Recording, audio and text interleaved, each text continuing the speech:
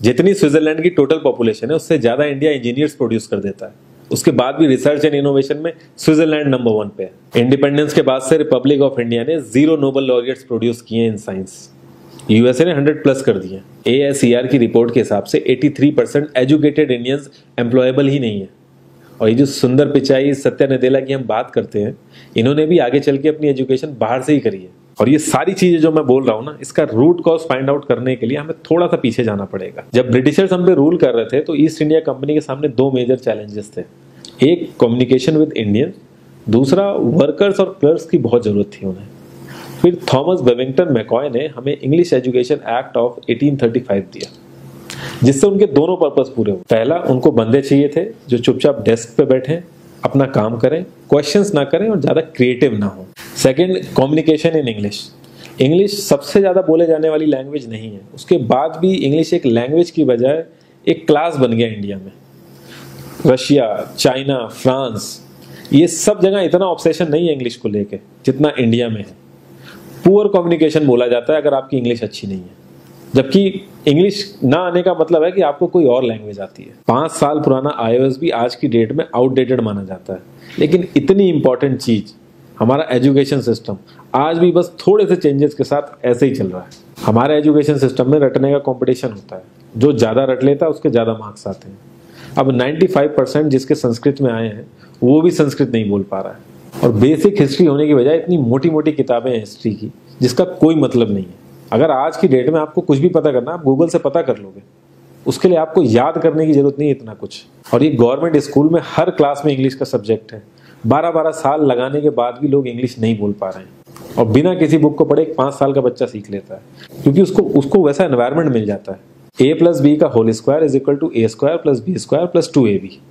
इसका real life में क्या यूज है किसी को नहीं पता, न प्रिंसिपल, न टीचर, न बच्चे, बस पढ़ाए चले जा रहे हैं। हो सकता है इसका कुछ मतलब हो, लेकिन आप ट्राई करके देख लेना, किसी को नहीं पता। हाँ, 2AB की जगह अगर आपने 3AB बोल दिया तो 4 लोग हंसने वाले मिल जाएंगे आपके ऊपर। किंडरगार्टन में जो बच्चों को सिखाने के लिए टेक्निक यूज होती है वो लाख गुना अच्छी है कॉलेज की वो रटने वाली टेक्निक से। और जिन बच्चों के बहुत ज्यादा नंबर आते हैं ना, जो वो छुपा छुपा के एग्जाम में लिखते हैं, आप देखोगे जब वो रियल लाइफ में जाते हैं ना तो ज्यादातर क्रम्बल करते हैं वो। हर किसी को सेम सिलेबस और सेम चीज सिखाई जाती है बिना उसकी कैपेबिलिटी देखे। और क्रिएटिविटी का तो दूर दूर तक मतलब नहीं होता। अब एक लाइन से आप शेर, मछली, सांप, हाथी सबको लाइन से खड़ा कर दो और उनसे कहो पेड़ पे चढ़ो, उनको तो जिंदगी भर यही लगेगा ना कि वो तो किसी काबिल ही नहीं है। और द्रोणाचार्य ने भी पांडवों को उनकी स्किल सेट के हिसाब से उनको चीजें सिखाई, सबको एक ही चीज नहीं सिखा दी। और हमारे एजुकेशन सिस्टम में ज्यादा ऑप्शंस भी नहीं है। सबसे ऊपर साइंस, फिर कॉमर्स, और सबसे नीचे जाके कहीं नंबर आता है आर्ट्स का। आर्ट्स लेने वाले को तो लोग इतना हल्के में लेते हैं जैसे वो किसी काम का ही नहीं है। हर माँ बाप को तो इंजीनियर या डॉक्टर ही बनाना है। कॉलेज वाले अगर एक्स्ट्रा कोर्स रख भी देते हैं तो माँ बाप एंट्री नहीं कराएंगे, तो वो सारा पैसा बर्बाद होगा कॉलेज का। तो ऑप्शंस कहाँ से आएंगे? और बचपन से ही आपकी ट्रेनिंग स्टार्ट हो जाती है। माँ बाप, भाई बहन, रिलेटिव सब यही समझाते हैं अगर आपके मार्क्स नहीं आए और जॉब नहीं लगी तो आपकी जिंदगी बेकार। और लाइफ की क्रिएटिविटी को आप रखते हो साइड में, और ये अच्छे मार्क्स और अच्छी जॉब पाना आपका सपना बन जाता है। अब ये सपना पूरा हो जाता है तो बहुत बढ़िया है, दूसरे को जेलस फील कराओगे, नीचा फील कराओगे। और इस छोटी सी उम्र में अगर सपना टूट जाता है तो सेल्फ डाउट में आ जाओगे। इतना बाहर वाले आपको नीचा नहीं समझेंगे जितना आप खुद की नजरों में गिर जाओगे। आप किसी भी 4-5 सक्सेसफुल आदमियों के बारे में सोच के देखिए जिन्हें आप बहुत सक्सेसफुल मानते हो या जिनकी तरह लाइफ आप जीना चाहते हो।